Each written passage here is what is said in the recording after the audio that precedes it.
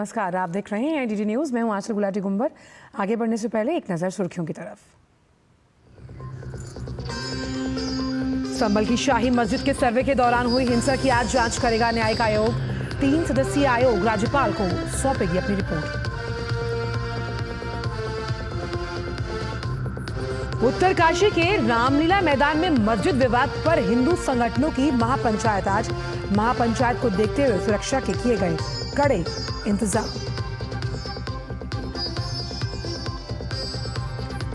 कोलकाता समेत दुनिया भर में इस्कॉन आज बांग्लादेशी अल्पसंख्यकों की सुरक्षा के लिए प्रार्थना सभा का करेगा आयोजन। बांग्लादेश में एक और हिंदू पुजारी गिरफ्तार।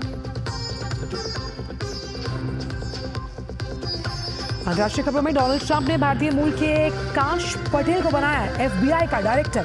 ट्रंप ने काश पटेल को बताया अमेरिकी फर्स्ट फाइटर।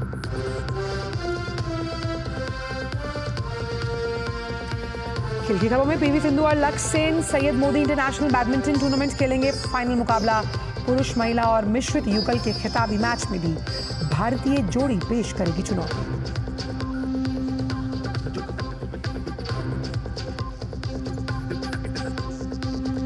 और आइए अब जानते हैं सभी खबरों को विस्तार के साथ।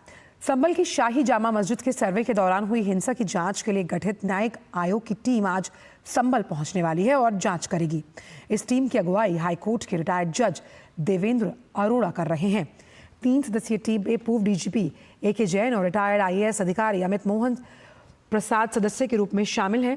हाईकोर्ट में संभल हिंसा को लेकर गठित PIL दाखिल होने के बाद उत्तर प्रदेश की राज्यपाल ने न्यायिक आयोग का गठन किया था। आयोग की टीम आज संभल के जामा मस्जिद पहुंचेगी। वैसे तो इस आयोग को विस्तार से रिपोर्ट देनी है, लेकिन इसमें मुख्य रूप से 4 बिंदुओं पर ठोस जवाब देना है। इसके लिए आयोग की जांच के केंद्र बिंदु भी यही 4 बिंदु होंगे। अधिकारियों के मुताबिक संभल पहुंचकर आयोग की टीम ये पता करने की कोशिश करेगी कि यहाँ हिंसा अचानक हुई या फिर सुनियोजित थी। इस हिंसा के पीछे कोई षड्यंत्र तो नहीं। इसके अलावा आयोग ये भी जांचने की कोशिश करेगा कि कानून व्यवस्था कायम करने के लिए पुलिस प्रशासन ने क्या प्रबंध किए। अन्य 2 सवालों में किन कारणों का हवाला देते हुए किन हालातों में हिंसा हुई और ऐसी घटनाओं को भविष्य में रोकने के लिए क्या इंतजाम होने चाहिए। उसके साथ ही ये भी देखा जाएगा कि संभल प्रशासन ने अब तक हिंसा को लेकर क्या रिपोर्ट तैयार की है।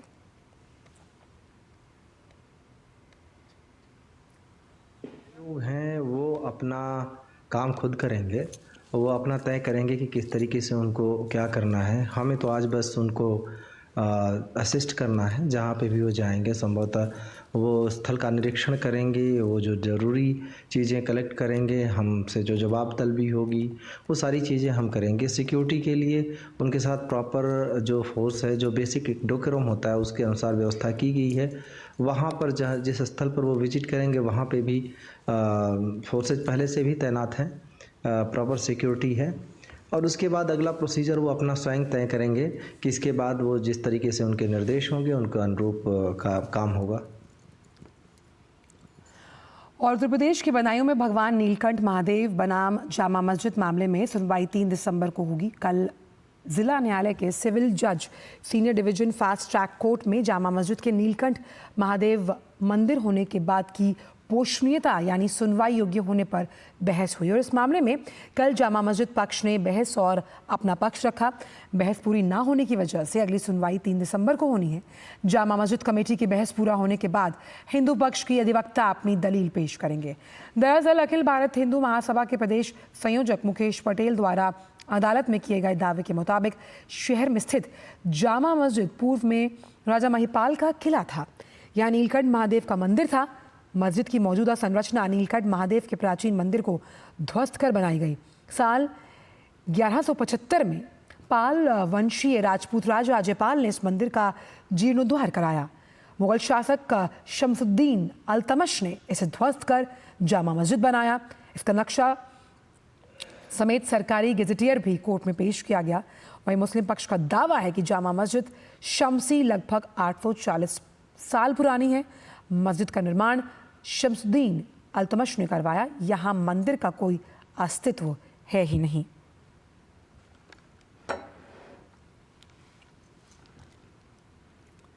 और मस्जिद को चल रहे विवाद के बीच आज उत्तराखंड के उत्तरकाशी स्थित रामलीला मैदान में महापंचायत बुलाई गई। हिंदूवादी संगठनों के लोग उत्तरकाशी की इस मस्जिद को अवैध बता रहे हैं और इसे लेकर बीते दिनों उत्तरकाशी में बवाल हुआ। बीते 24 अक्टूबर को मस्जिद के खिलाफ संयुक्त सनातन धर्म रक्षक संघ ने जन आक्रोश रैली निकाली थी, जिसमें पथराव और लाठीचार्ज की घटना में 9 पुलिसकर्मी सहित 27 लोग घायल हुए। हिंदूवादी संगठनों की ओर से आज उत्तरकाशी में महापंचायत बुलाई गई। कानून व्यवस्था दुरुस्त रखने के लिए आज उत्तरकाशी को छावनी में तब्दील कर दिया गया। इससे पहले शनिवार को पुलिस ने पूरे इलाके में फ्लैग मार्च निकाला। पुलिस अधीक्षक सरिता डोभाल ने सुरक्षा व्यवस्था का जायजा लिया। बताया कि पूरे कार्यक्रम पर ड्रोन और कैमरों के माध्यम से सतर्क नजर रखी जाएगी। सुरक्षा के पुख्ता इंतजाम किए गए। महापंचायत के मद्देनजर पुलिस ने शहर को 7 जोन और 15 सेक्टर में बांटते हुए यातायात डाइवर्ट करने के साथ शहर में फ्लैग मार्च निकाला। इसमें शामिल होने के लिए हिंदूवादी नेता और हैदराबाद के विधायक टी राजा भी पहुंच रहे हैं।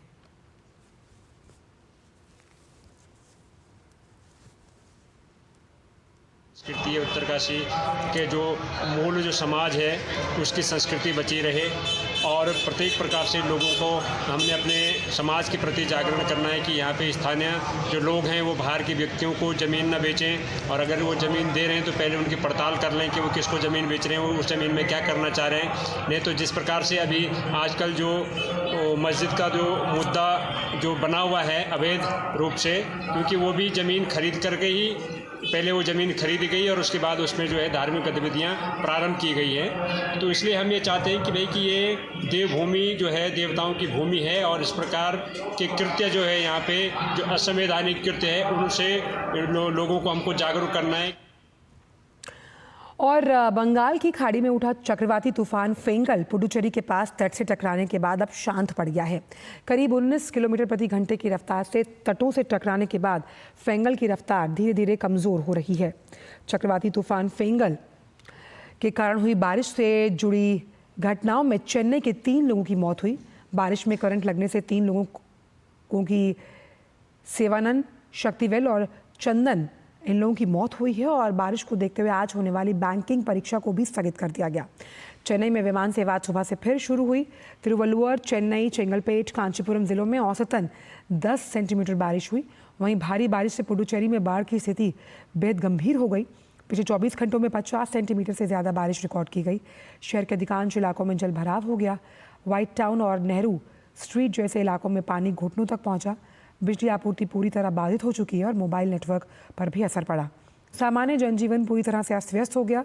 स्थानीय प्रशासन राहत और बचाव कार्य में जुट गया है और लोगों को सुरक्षित स्थानों पर पहुंचाने का काम तेजी से जारी है।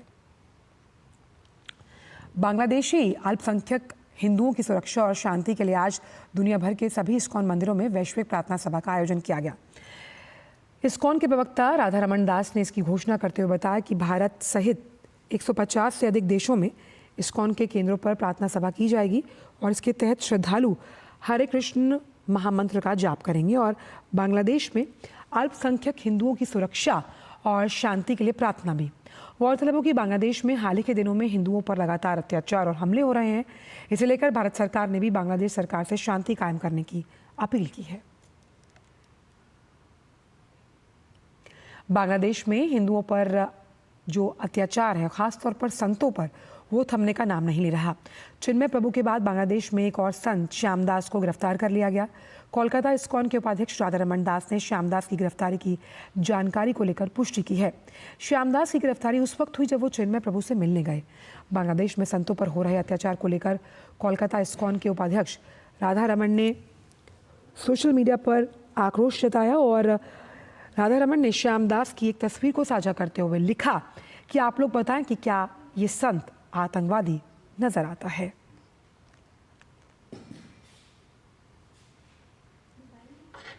आम आदमी पार्टी के विधायक नरेश बालियान से दिल्ली की क्राइम ब्रांच आज पूछताछ करने वाली है। 2023 में एक फिरौती मांगने के मामले को लेकर कल नरेश बालियान को गिरफ्तार किया गया। आज बालियान को कोर्ट में पेश किया जाएगा। दिल्ली पुलिस की ये कार्रवाई एक ऑडियो क्लिप के सामने आने पर जांच के बाद की गई। वायरल ऑडियो क्लिप में नरेश बालियान और गैंगस्टर अमित सांगवान के बीच व्यापारियों से फिरौती मांगने संबंधी बातें हुई हैं।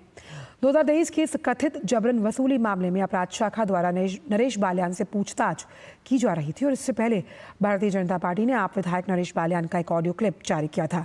इसमें गैंगस्टर और बाल्यान के बीच बातचीत रिकॉर्ड की गई। भाजपा ने आम आदमी पार्टी के गैंगस्टर और वसूली वाली पार्टी के बारे में इसे बताया और हालांकि आम आदमी पार्टी ने सफाई देते हुए कहा कि अरविंद केजरीवाल के लगातार दिल्ली में बिगड़ती कानून व्यवस्था के मामला उठाने के चलते ये सब हो रहा है और आपने वीडियो क्लिप को फर्जी बताया। दिल्ली पुलिस की अपराध शाखा द्वारा इस मामले में आगे की पूछताछ जारी है।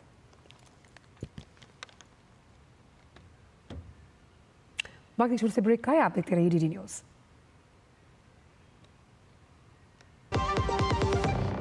एक ऐसा तबका जो रिटायरमेंट के बारे में आज भी बिल्कुल नहीं सोचता, वो है औरतें। औरतें कमा के भी वनरेबल हैं। सो एनपीएस एक इक्वालिटी ला रहा है, हम सब एक बराबर प्लेटफॉर्म पे हैं। अपने बेहतर कल को सुनिश्चित करने के लिए एनपीएस जरूरी है।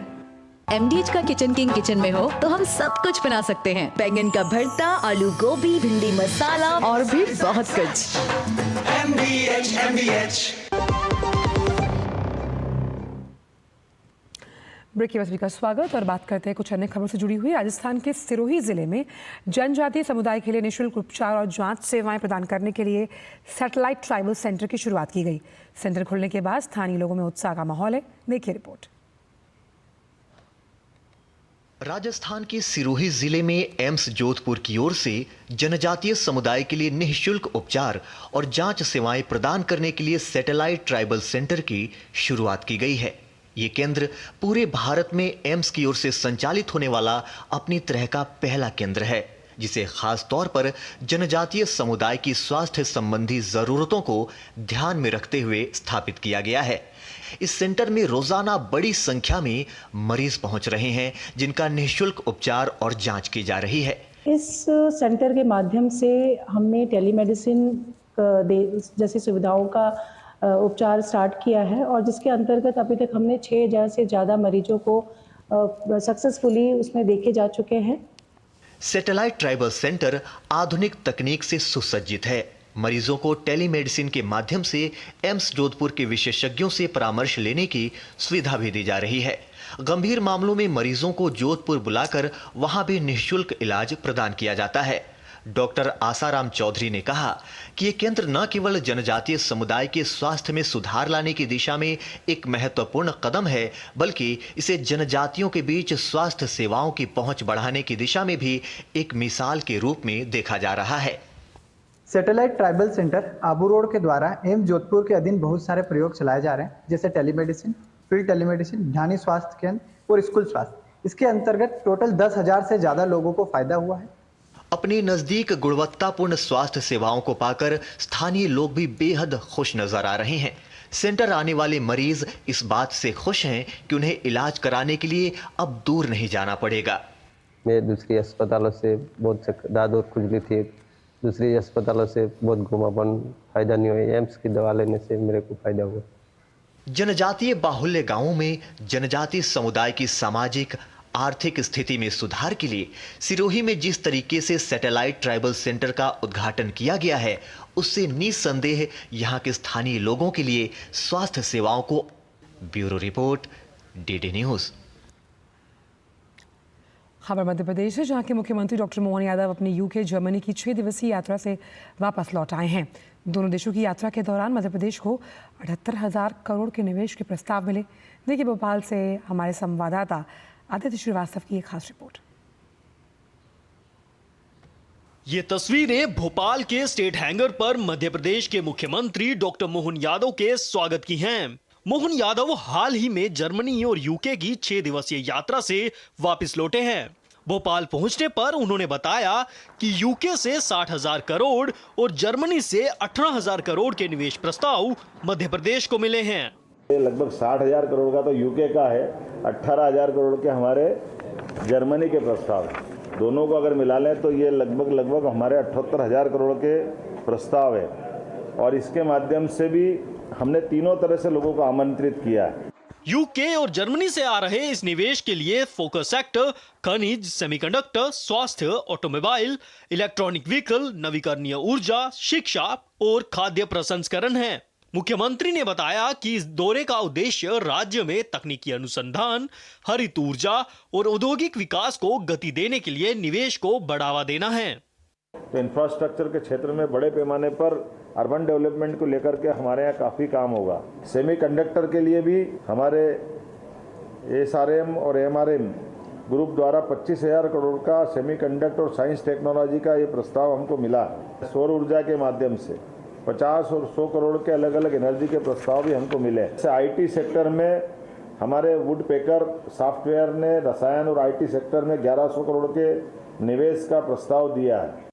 मध्य प्रदेश में हुई 5 रीजनल इंडस्ट्री कॉन्क्लेव और देश के अलग अलग महानगरों जैसे मुंबई, कोयंबटूर, बेंगलुरु और कोलकाता में हुए रोड शो से राज्य को 2,76,070 करोड़ के निवेश प्रस्ताव प्राप्त हुए हैं। इससे 3,28,670 नए रोजगार सृजन होने की संभावना है। तो वहीं अगर जर्मनी और यूके से मिले निवेश प्रस्ताव को भी जोड़ दें तो अब तक मध्य प्रदेश को पिछले 8 महीनों में 3,54,000 करोड़ रुपए के निवेश प्रस्ताव मिल चुके हैं। करीब 78,000 करोड़ रुपए के निवेश के प्रस्ताव लेकर मध्य प्रदेश के मुख्यमंत्री लंदन और जर्मनी से मध्य प्रदेश वापस लौट आए हैं। अब एक बार फिर उच्च क्षेत्रीय स्तर पर जाकर बचे हुए जगहों पर रीजनल इंडस्ट्री कॉन्क्लेव करेंगे और फरवरी के महीने में ग्लोबल इन्वेस्टर समिट का आयोजन किया जाएगा। उद्देश्य सिर्फ एक ही है कि मध्य प्रदेश में औद्योगिक गतिविधियों को बढ़ाना है और ज़्यादा से ज़्यादा संख्या में मध्य प्रदेश के लोगों को रोजगार मिले, इस पर काम करना है। कैमरामैन चंद्रमोहन के साथ आदित्य श्रीवास्तव, DD न्यूज़, भोपाल। भारत अंतर्राष्ट्रीय विज्ञान महोत्सव 2024 30 नवंबर से 3 दिसंबर तक IIT गुवाहाटी परिसर में आयोजित किया जा रहा है। IISF का उद्देश्य अपने रचनात्मक कार्यक्रमों और गतिविधियों के माध्यम से सबका, अगर हम देखें विज्ञान के द्वारा किस तरह से उत्सव मनाया जाता है ताकि भारत और विदेशों में लोगों के साथ वैज्ञानिक बिरादरी को भी अच्छे अवसर प्रदान किए जा सके। देखिए ये खास report.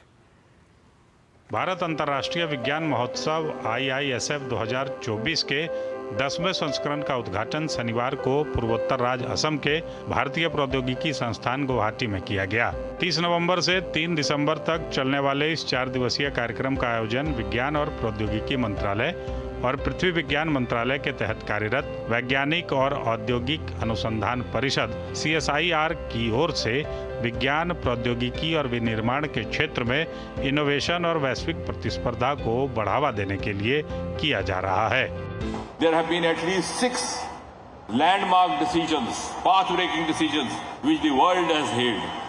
A, National Research Foundation's Anusandhan, which was formed just before the election, has been granted rupees 1 lakh crore, and we'll have more than 70% of resource from the non-government sources. Is going to be a game changer. IISF 2024 का उद्देश्य आधुनिक बुनियादी ढांचे और प्रकृति के साथ सामंजस्य स्थापित करते हुए एक समृद्ध भारत बनाना है, जिससे सभी क्षेत्रों के सभी नागरिकों को विज्ञान और प्रौद्योगिकी के माध्यम से अपनी क्षमता तक पहुंचने के अवसर मिले।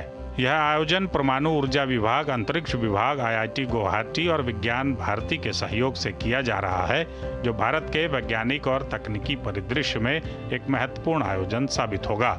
The IISF is a celebration of our collective commitment to innovation, excellence, and harnessing of science and technologies as powerful engine of growth and prosperity for the nation. यही वजह है कि इसका पहला संस्करण पूर्वोत्तर में आयोजित किया जा रहा है। इसमें 8,000 से अधिक प्रतिनिधियों के आने की उम्मीद है। इसके साथ ही देश भर से प्रतिदिन 10,000 अतिरिक्त आगंतुकों की मेजबानी भी की जाएगी।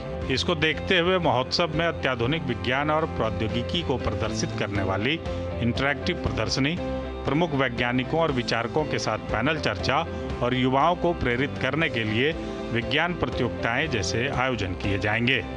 This festival has provided a unique opportunity to delve into complex scientific concepts, breaking them down into understandable and emerging discussions, engaging discussions. महोत्सव में थीम आधारित कार्यक्रमों की एक विविध श्रृंखला भी आयोजित की गई है, जिसमें चंद्रयान, चंद्रमा का संग्रहालय, विज्ञान तकनीक एक्सपो, विज्ञान प्रौद्योगिकी रक्षा अंतरिक्ष प्रदर्शनी, पूर्वोत्तर की विज्ञान यात्रा, make in India, make for the world, वैश्विक विनिर्माण शिखर सम्मेलन, विज्ञान एवं प्रौद्योगिकी हैकाथॉन, युवा वैज्ञानिक सम्मेलन, इनोवेशन, प्रौद्योगिकी और उद्यमता से जुड़ी मिशन स्टार्टअप जैसे कार्यक्रम शामिल हैं। भारत अंतर्राष्ट्रीय विज्ञान महोत्सव 2024 वैश्विक सहयोग पर भी जोर देता है। अमित मुखर्जी की रिपोर्ट, डीडी न्यूज, गुवाहाटी। और इसी कोच में सफ़र करने वाले रेल यात्री अक्सर गंदे बेड रोल मिलने की शिकायत करते हैं। इन शिकायतों को दूर करने के लिए सभी जोनल रेलवे में मशीनीकृत लॉन्ड्री की शुरुआत की जा रही है और इससे सख्त निगरानी में लिनन सेट की धुलाई की जाएगी। इसके अलावा यात्रियों को दिए जाने वाले कंबलों को महीनों में 2 बार साफ किया जाएगा। यात्रियों के सफ़र को आरामदायक बनाने के लिए भारतीय रेलवे ने अब BIS स्टैंडर्ड के बेड रोल मुहैया कराने के लिए कमर कस ली है। देखिए रिपोर्ट। रेल यात्रियों को साफ और स्वच्छ बेड रोल मुहैया कराने के मकसद से उत्तर रेलवे ने मशीनीकृत लॉन्ड्री में लिनन सेट की धुलाई की व्यवस्था की है। यहां हर ट्रिप के बाद लिनन सेट की सख्त निगरानी में सफाई की जाती है। उत्तर रेलवे से चलने वाली सभी राजधानी, तेजस, दुरंतो और AC स्पेशल ट्रेनों में यात्रियों को BIS स्टैंडर्ड वाले लिनन सेट मुहैया कराए जा रहे हैं। आने वाले समय में सभी ट्रेनों में बेहतर क्वालिटी वाले लिनन सेट मुहैया कराए जाएंगे। जो हमारे लिनन हैं वो एवरी यूज़ के बाद, हर यूज़ के बाद उनको साफ़ किया जाता है। मैकेनाइज्ड लॉन्ड्री में साफ़ किया जाता है। मैकेनाइज्ड लॉन्ड्री पूरी तरह मैकेनाइज्ड होती हैं और CCTV सर्विलांस इक्विप्ड होती हैं। ऑफिसर्स और सुपरवाइज़र द्वारा time to time surprise inspection किया जाता है और चादर की, लिनन की क्वालिटी को वाइटोमीटर से चेक करने के बाद, रैंडम चेक करने के बाद तभी उनको पैसेंजर सर्विसेज में यूज में लाया जाता है। रेल यात्रियों को दिए जाने वाले कंबल पहले 2 से 3 महीने में 1 बार साफ किए जाते थे। अब रेलवे हर महीने 2 बार इनकी सफाई कर रहा है ताकि यात्रियों को साफ सुथरे कंबल मिले। इसके अलावा उत्तर रेलवे ने डिब्रूगढ़ और जम्मू राजधानी ट्रेनों में पायलट प्रोजेक्ट के तौर पर UV किरणों से कंबलों को सैनिटाइज करने की शुरुआत की है। इस उन्नत तकनीक से हर राउंड ट्रिप के बाद कंबलों की सफाई की जा सकेगी। ब्लैंकेट का जो क्लीनिंग का प्रोटोकॉल है, महीने में 2 बार सफाई का प्रोटोकॉल है और जहां लॉजिस्टिकल चैलेंजेस हैं वहां पे 1 बार सफाई करने का प्रावधान है। उत्तर रेलवे द्वारा प्रत्येक 15 दिन में, अपार्ट फ्रॉम दिस क्लीनिंग, हर 15 दिन में naphthalene vapour hot air sterilisation का प्रयोग किया जा रहा है, जिसके द्वारा ब्लैंकेट्स को स्टरलाइज किया जाता है, जो कि टाइम टेस्टेड और फुल प्रूफ तरीका है स्टरलाइजेशन का। तो ये हम एक एक्स्ट्रा स्टेप ले रहे हैं अपने यात्रियों को साफ सुथरा ब्लैंकेट देने के लिए। रेलवे हर दिन 6 लाख से अधिक लिनन सेट यात्रियों को मुहैया कराता है। यात्रियों द्वारा गंदे बेड रोल मिलने की शिकायतों को दूर करने के मकसद से रेलवे ने हर जोन में मशीनीकृत लॉन्ड्री की व्यवस्था की है ताकि यात्रियों को साफ सुथरे बेड रोल मिले और उनका सफर और आरामदायक हो सके। Nishant Saurabh, DD news, Delhi. इस वक्त की बड़ी खबर आ रही है तेलंगाना से, जहां तेलंगाना में पुलिस को बड़ी कामयाबी मिली है। पुलिस की मुठभेड़ में 7 माओवादी ढेर हुए हैं। मुठभेड़ मुलुगु जिले के एतुरागाराम के जंगल में हुई। मौके से 147 समेत अन्य हथियार बरामद हुए हैं। बड़ी खबर, तेलंगाना में सुरक्षा बलों को बड़ी सफलता मिली। पुलिस के साथ मुठभेड़ में 7 माओवादी ढेर हुए हैं। तेलंगाना का ये मुलुगु जिला है। वहाँ के SP के द्वारा ये बताया गया कि एतुरु नगरम वन क्षेत्र में ये पुलिस मुठभेड़ हुई है, जहां माओवादी मारे गए हैं। आपको बताएं कि 22 नवंबर को छत्तीसगढ़ में एक ऑपरेशन में भी सुरक्षा बलों ने 10 नक्सलियों को मार गिराया था और इसके बाद 7 माओवादियों की ये जो मुठभेड़ में मौत हुई है, इसे एक बड़ी सफलता माना जा रहा है। और हमारे साथ रायपुर से हमारे संवाददाता सोमेश पटेल जुड़ गए हैं। सोमेश, एक बड़ी सफलता माओवादियों की, जब हम धरपकड़ की और माओवाद के खिलाफ इस जंग की बात करते हैं, उस लिहाज से बड़ी सफलता सुरक्षा बलों के हाथ, 7 माओवादी ढेर। सोमेश,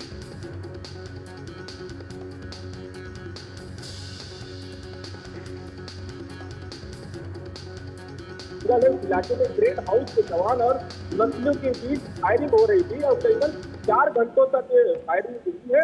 मुठभेड़ में जवानों ने 7 नक्सलियों को मार गिराया है।